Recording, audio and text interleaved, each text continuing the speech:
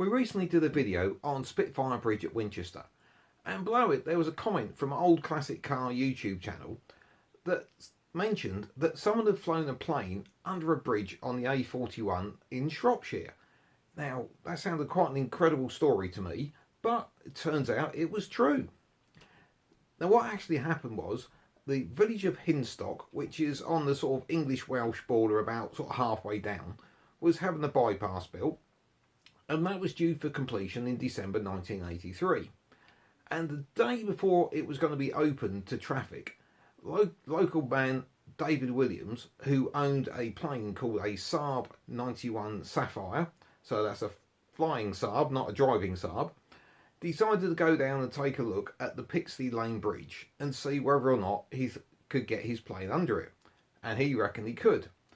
So the day before it was due to open to traffic, he set his father up on the bridge with a camera, and he took an approach, slid under the bridge, as you can see here.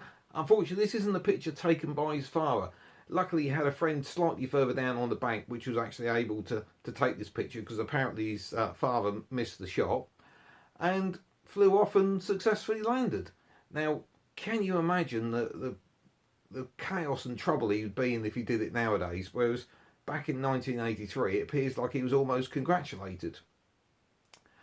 Now, this wouldn't be Oscar's garage if we didn't do a little bit of checking up on the ownership, and David actually purchased that plane back in 1977, and he had it through until 2006 when, as I can understand this, its certificate of airworthiness got turned down due because of the medical condition of the owner, which I assume is David. So he then subsequently sold it on, and apparently it's being restored. And if any wannabe pilots out there are thinking about having a go at flying under the bridge, the view is slightly different nowadays. There's quite a lot of undergrowth and trees that have grown up over the last sort of 40 years. So the approach and exit is a little bit trickier. So I hope you've enjoyed that one. I thought that was a great little story and it was worth recording.